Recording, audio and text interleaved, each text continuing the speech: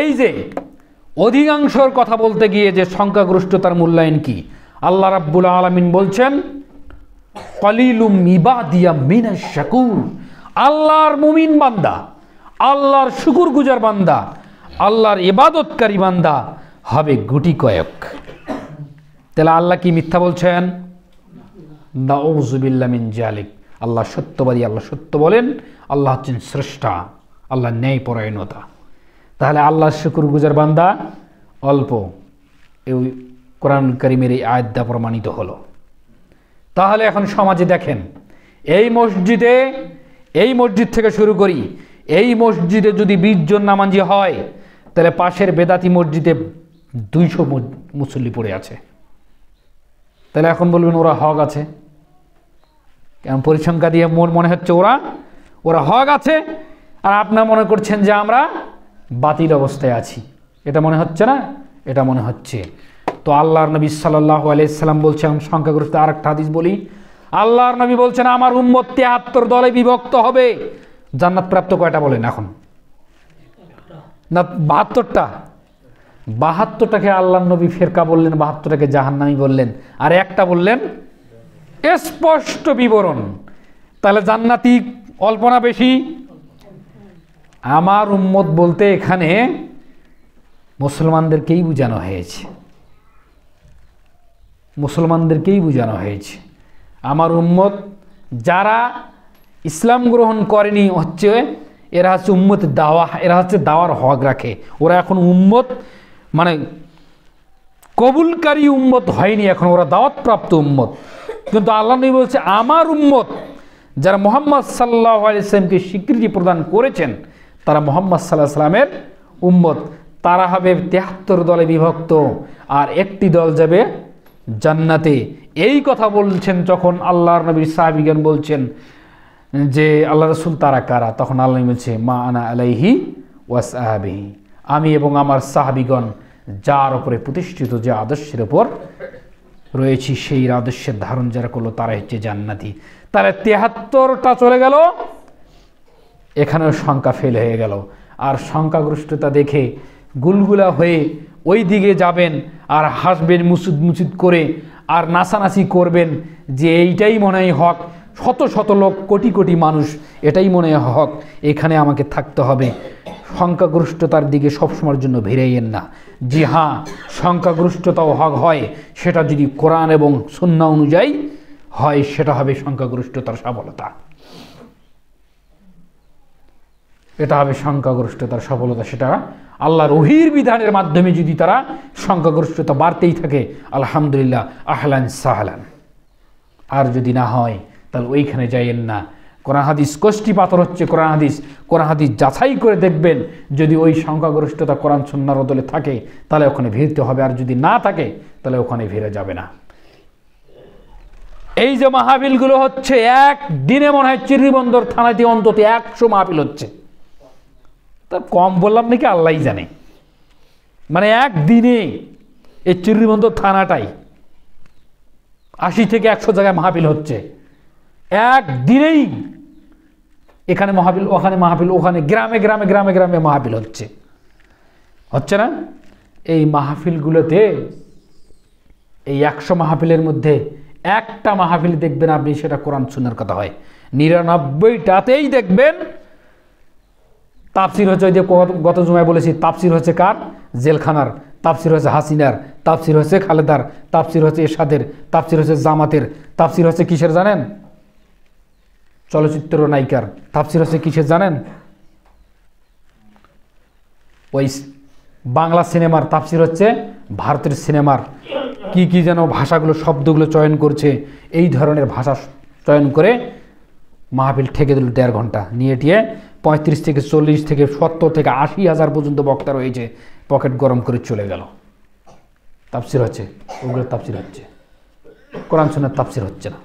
আর একটা মাহফিলে যদি তাফসির হচ্ছে, সামনে দেখবেন 150 লোক বসে আছে। আল্লাহও বলছেন ওই কথা, ওমা ইউমিনু আকসারুহুম বিল্লাহি ইল্লা হুম মুশরিকুন। বক্তাও মুশরিক, শ্রোতাও মুশরিক, নেতাও মুশরিক, শ্রোতাও মুশরিক, সবাই ওই পথে আছে, এই কথা আপনাকে মনে প্রাণে ধ্যানে জ্ঞানে আপনাকে বিশ্বাস করতে হবে। কেন? আল্লাহ রাব্বুল আলামিন বলছে এটাই চূড়ান্ত।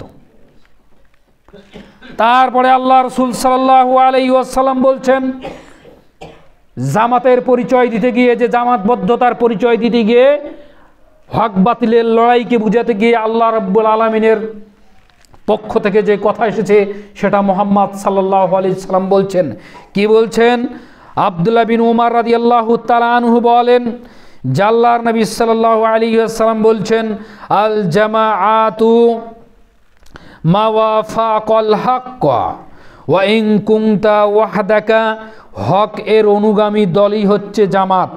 সুবহানাল্লাহ বলেন না? হকের অনুগামী অনুসরণকারী ব্যক্তি হচ্ছেন, ওই পথে চলার ব্যক্তিরা হচ্ছেন জামাত। মানে হক বুঝেন তো? হক জিনিসটা তো বোঝেন। হক কি? কোরআন এবং সুন্নাহর অনুসারী ব্যক্তিকে হকপন্থী বলা হয়। এন্ড কোরআন সুন্নাহর অনুসারী হতে গিয়ে আপনাকে আর আমাকে যা পরিত্যাগ করতে হবে ওটা পরিত্যাগ করতে হবে, যা ধারণ করতে হবে ওটা আমাদেরকে ধারণ করতে হবে। এই জন্য আল্লাহ বলছেন, ওয়া মা আতাকুমুর রাসূলু ফাখুযুহু ওয়া মা নাহাকুম আনহু ফান্তাহু। রাসূল তোমাদের যা দিচ্ছেন তা গ্রহণ করো, যা থেকে তোমাদেরকে নিষেধ করেছেন এটা বর্জন করো। আর ওয়াত্তাকুল্লাহ, আল্লাহকে ভয় করো, ইন্নাল্লাহা শাদীদুল ইকাব, আর আল্লাহ হচ্ছেন কঠোর শাস্তিদাতা। রাসূলের আদেশ নিষেধ যদি আমরা মানি তাহলে আমরা নাজাত পাবার, যদি না মানি আল্লাহ বলছে ওয়াত্তাকুল্লাহ, আল্লাহকে ভয় করো, ইন্নাল্লাহা শাদীদুল ইকাব, আল্লাহ হচ্ছেন কঠোর শাস্তিদাতা। এখন হকের অনুগামী অনুসরণকারী ব্যক্তিরই হচ্ছেন জামাত। জামাত বলতে ধোকা দিয়ে আমাদেরকে বলছে জামাত ইসলামী। ধর্ম নাচনার ক্ষেত্রে কিন্তু ওটা বলছে। গণতন্ত্রের দিক দিয়ে যেমন জাতীয় পার্টি একটা গণতান্ত্রিক দল, যেমন আওয়ামী লীগ একটা গণতান্ত্রিক দল, যেমন বিএনপি একটা গণতান্ত্রিক দল, ঠিক অনুরূপী জামাত ইসলাম একটা গণতান্ত্রিক দল।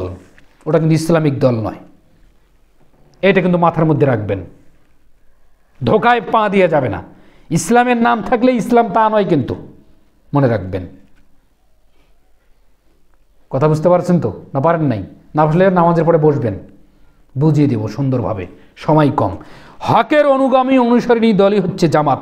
আল্লাহর নবী বলছেন, যদিও তুমি একাকী হও। সুবহানাল্লাহ বললেন না? এখন হকের অনুগামী অনুসারী যদি আপনি একাই হন, সবাই ছেড়ে যদি আপনাকে চলে যায়, তাহলে আপনি একাই একটি জামাত। কে বলছেন? আল্লাহর নবী সাল্লাল্লাহু আলাইহি সাল্লাম বলছেন। আল্লামা আলবানী রাহিমাহুল্লাহ সেই কথা বলছেন মিশকাতে 173 নম্বর হাদিস। একাই যদি আপনি হন কোরআন সুন্নাহর অনুগামী, আর কেউ নেই জমিনের উপরে, সবাই ধর্মের নামে ব্যবসা এবং সবাই চলে গেছে ওই দিকে, কিন্তু কোরআন এবং হাদিস ঘেটে আপনি দেখছেন না এটাই তো হক, আমি ওখানে যাই কি করে, না আমি এখানেই থাকবো, এভাবেই আপনি ওটার উপর অটল থাকবেন, আপনি একাই একটি জামাত, সারা পৃথিবী বাতিল। এ কথা আল্লাহর নবী সাল্লাল্লাহু আলাইহি ওয়াসাল্লাম বলছেন।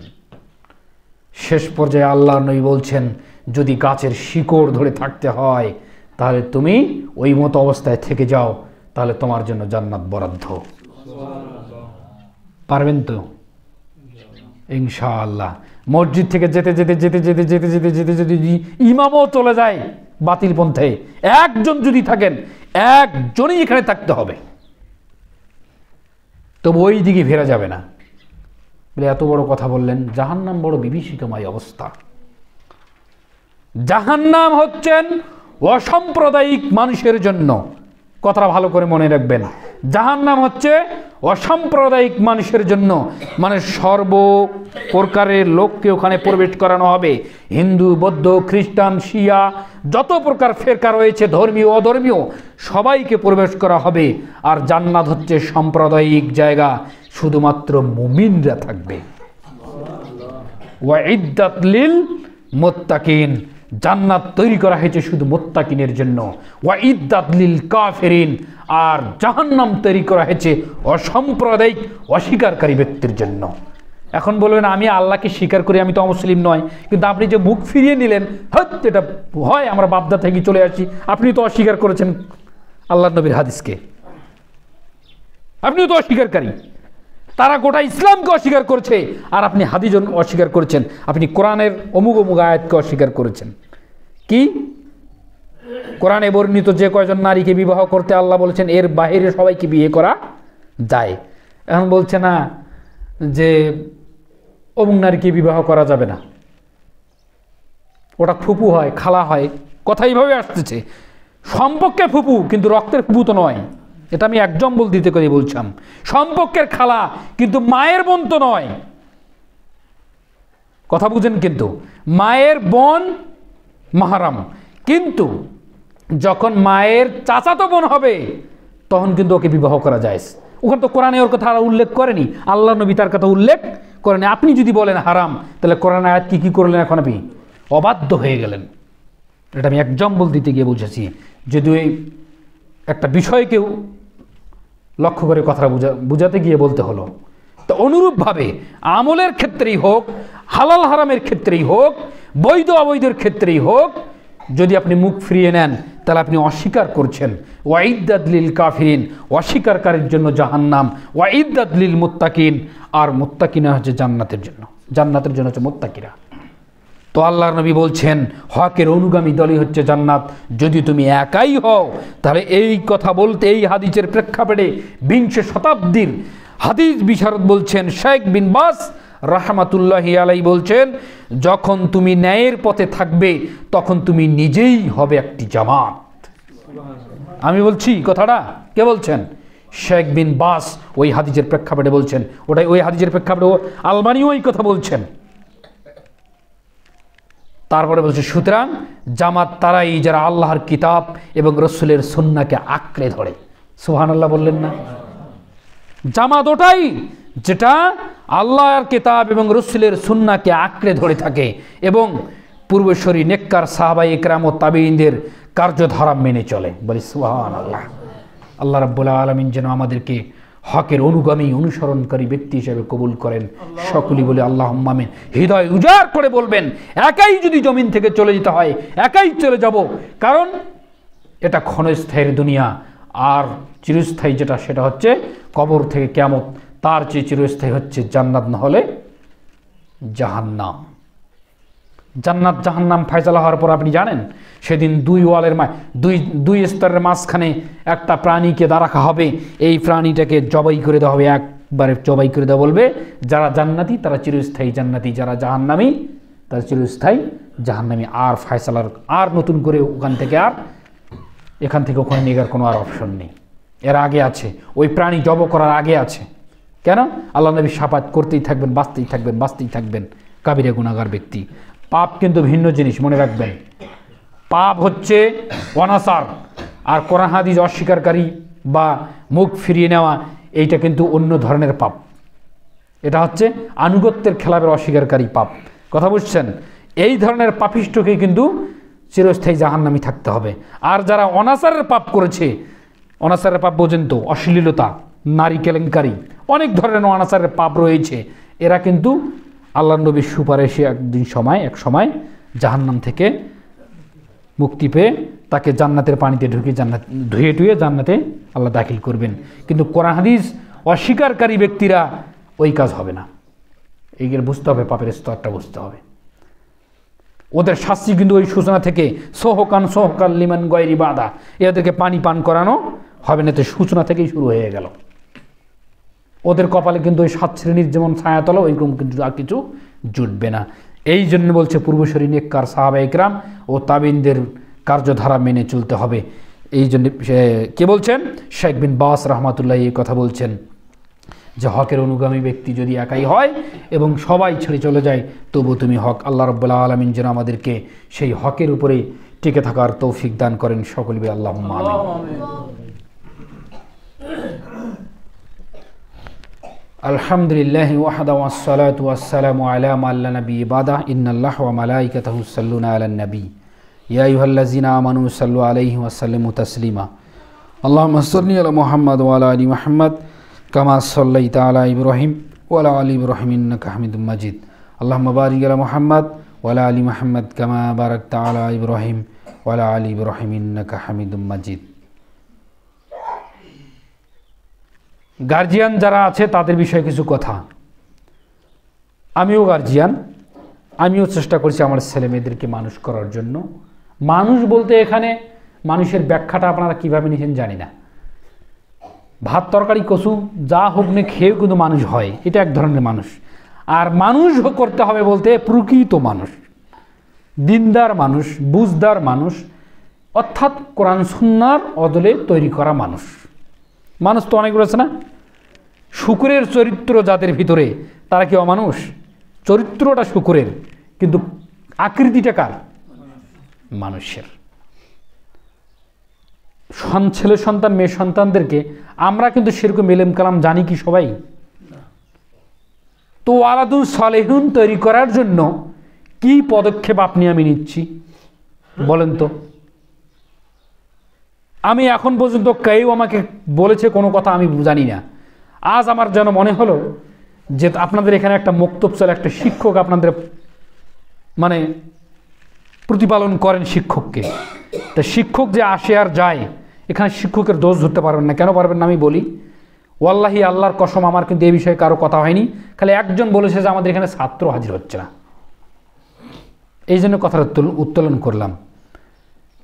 আপনারা নিজেরাই এই বিদ্যার ভিতরে নেই, আমরা নেই, তাহলে অন্তত ছেলেমেয়েরা যেদেরকে আমরা নেককার করি কোরআন সুন্নাহর শিক্ষা দিয়ে প্রথম সিলেবাসটা তাদের ভিতরে দেই, তারা যেন কোরআন সুন্নাহটা বুঝে। কোরআন সুন্নাহ না বুঝলে তো ইবাদতে মন বসবে না। তো এই যে একজন শিক্ষক রাখছেন, শিক্ষকেরও মানহানি করা হচ্ছে, আপনাদের পকেট থেকে অযথা সম্পদ বের হয়ে যাচ্ছে, অথচ ক্ষতিকার হচ্ছে আপনাদেরই হচ্ছে। না সন্তান শিক্ষিত হচ্ছে, না পকেটে টাকা আটকেছে, না শিক্ষকটা এখানে আসতেছে আর যাচ্ছে, এটা তারও একটা ইতস্তবোধ। সন্তানদেরকে প্রতিটা সন্তান যারাই এখানে পাঠাইছিলেন পাঠাবেন তো ইনশাল্লাহ, ওয়াদা করেন আল্লাহর কাছে। নিজেরাও শিক্ষার জন্য আসবেন। অনেক অনেক নিউজ আসে যে ছেলের মা অথবা মেয়ের মা, ছেলের বাবা একসঙ্গে কিন্তু এসএসসি দাখিল পরীক্ষা দিচ্ছে না, এরকম নিউজ আসে। তো তার মানে ওরা দুনিয়াবি, তার ভেতরে ওদের একটা স্পিরিট ছিল কি জানেন, যে আমি একটা সার্টিফিকেট অর্জন করবো, আমি তো লেখাপড়া করি নাই। তো এইরকম একটা স্পিরিট তৈরি করেন না যে আমি কোরআন শিখবো আমার ছেলে মেয়ের সঙ্গে বসে একসঙ্গে শিক্ষকের কাছে। লজ্জার কি? কোনো একদিন বলেছি লজ্জা দুই প্রকার। যে লজ্জা আল্লাহ এবং রসুল করতে বলেছেন ওটা করেন, অশ্লীলতা বাদ দেন। আর যেই লজ্জাটা না করলে জাহান্নাম যেতে হবে সেই লজ্জাটা আপনি করেন, আর যেই লজ্জাটা করলে জান্নাতে যেতে হবে সেটাও করেন। কিন্তু ওই লজ্জা আপনি করিয়েন না যে লজ্জা করলে আপনাকে জাহান্নাম যেতে হবে। কোন লজ্জা? ইলম অর্জন করতে এই বয়সে যাব, মানুষে বলবে কি, এই লজ্জা তো আপনাকে জাহান্নামে নিয়ে যাবে। কেন? লজ্জার কারণে আমি ইলম অর্জন করি নাই, আল্লাহ কোরআন শিক্ষা করি নাই। তো ওই লজ্জা আল্লাহ করতে বলছে। আল্লাহ বলছে অশ্লীলতার ধারের কাছেও যেও না, সুদ খেও না, ঘুষ খেও না, এই লজ্জা করো। তা নয় বিদ্যার ক্ষেত্রে ছেলেমেয়েদেরকে পাঠাবেন, অন্তত মুক্তির একটা সনদ তৈরি করেন। কি? ওই সন্তানগুলো যেন আপনার কবরের পাশে যে বলতে পারে, হে আল্লাহ আমার পিতামাতার জন্য আপনি মাগফিরাত করুন, আমিন।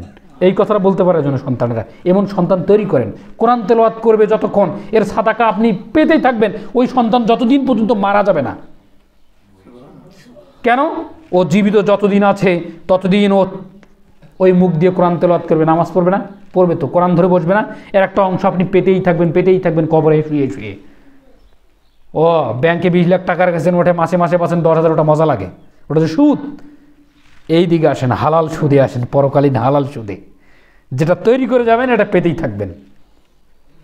আল্লাহ রাব্বুল আলামিন যেন কবুল করেন সকলে, আল্লাহুম্মা আমিন। কেউ ছেলে মেয়েদেরকে পিছপা করিয়েন না, এখানে আসবেন এবং যাদের মন মানসিকতা আছে নিজেরা শিখবেন, নিজেরা আসবেন। এটা কি? এটা তো ঘেরা খারা জায়গা, আসবেন, বসে থাকবেন, শিখবেন। আর যখন আপনি শিকার নিয়তে বাড়ি থেকে আসবেন, আপনার পায়ের নিচে তো ফেরেশতারা পর বিছাচ্ছে। এত বড় সুবর্ণ সুযোগ হাতছাড়া করেন কেন? হে আল্লাহ আমরা যেন সুস্থতা থাকতে পারি সেই তৌফিক দান করো, আল্লাহুম্মা আমিন। হে আল্লাহ আমার ছেলে সন্তানদেরকে আপনি মানুষের মতো মানুষ গড়ে তুলুন, আল্লাহ, আল্লাহুম্মা আমিন। হে আল্লাহ যারা দুনিয়া থেকে চলে গিয়েছে তাদের ভুল ত্রুটি ক্ষমা করে দিয়ে তাদের কবরটাকে তুমি প্রশস্ত করে দাও, জান্নাতের টুকরা করো, আল্লাহুম্মা আমিন। হে আল্লাহ আমরা যেন হকের উপরে থাকতে পারি মৃত্যু পর্যন্ত সেই তৌফিক তুমি আমাদেরকে দান করো, আল্লাহুম্মা আমিন।